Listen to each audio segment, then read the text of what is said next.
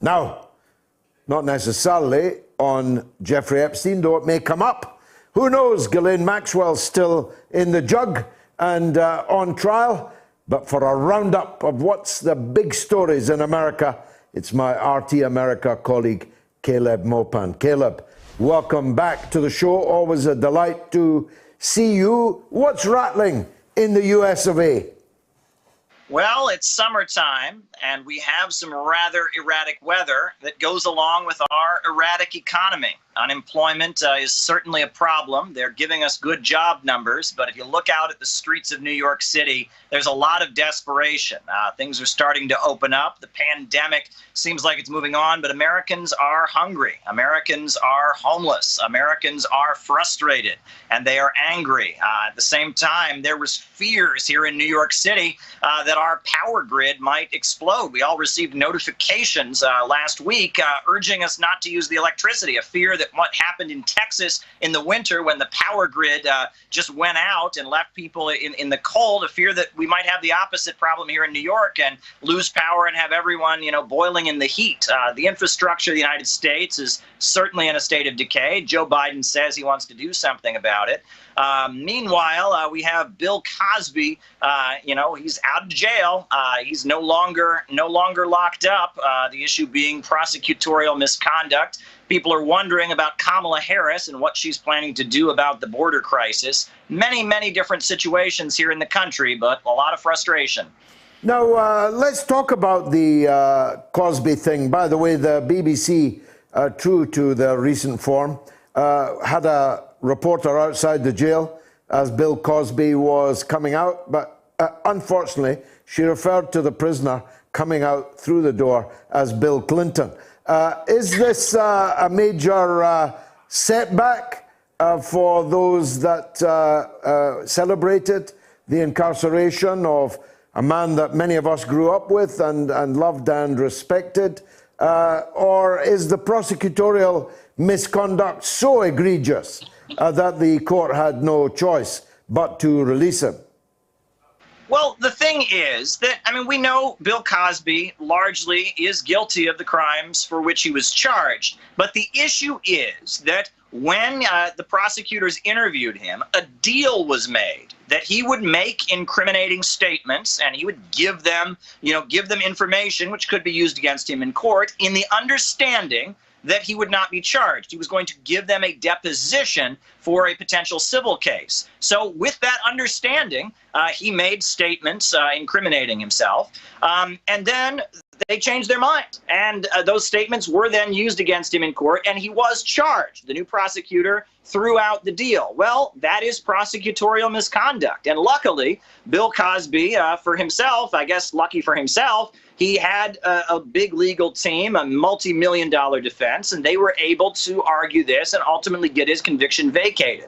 But prosecutorial misconduct like this goes on in many, many different cases throughout the United States. Kamala Harris, our current vice president, her office was constantly being criticized when she was the California State Attorney General. All kinds of behavior, hoping to land people in jail. For example, there was a drug lab in California that was rendering false positives. People would get tested for drugs, and they would have not used drugs, but the drug lab would give false positives. And they never gave this information to the defense. So prosecutorial misconduct is going on across the United States. It just so happens that Bill Cosby, despite being guilty of assault and harming many, many different women, despite that, Bill Cosby, he was able to get a defense and get his conviction vacated on the basis of this prosecutorial misconduct. However, many other folks do not. So in this case, certainly no love for the respect for Bill Cosby after what he was revealed to have done. But at the same time, it also reveals a big, big problem. How many people in the United States have a public defender get dragged into court, get arrested, and don't have multi-million dollars and get sent to jail when the prosecutors have engaged in misconduct? I mean, it kind of reveals a problem with our legal system. No one's happy that Bill Cosby is out, but no one's happy about how it was they managed to get him. It looks to me like the prosecutors just wanted their time on TV. They wanted to get a famous, newsworthy case. They wanted to get an opportunity to get some time on television. So they broke their own rules, and you can't have that. Well, that segues me beautifully into my next question. They're planning the same thing against the Trumps in the southern district of your own city, aren't they? What's the current state of the legal moves to prosecute, if not Donald Trump himself, although he's in the frame, but at least his family members? Well, again, this is a situation where one looks over the history of Donald Trump and Trump University and Trump Airlines and Trump Steaks and, Trump's career. And it wouldn't be surprising if there was something there that a prosecutor could do something about. But why now? This has a lot to do with January 6th. This has a lot to do with Donald Trump being banned from social media, and that there's a lot written. There's books that talk about 3 felonies a day, and that professionals in the United States, they violate the law pretty routinely just doing regular business, and that the way the federal and in some cases state prosecutors operate is they're not prosecuting crimes, they're prosecuting people. They find a person and they're directed to go after the person and dig into their personal records, their financial transactions, and find a way to get the person. And it seems like that is the situation. I wouldn't be shocked if Donald Trump had engaged in some nefarious activities. I certainly have heard stories about Trump not paying people who do work for him, about people having to sue in order to get just being paid for basic services. I mean, I'm not here saying that Trump is innocent by any means, but the timing of the prosecution indicates divisions. Ronald Reagan, when he was president,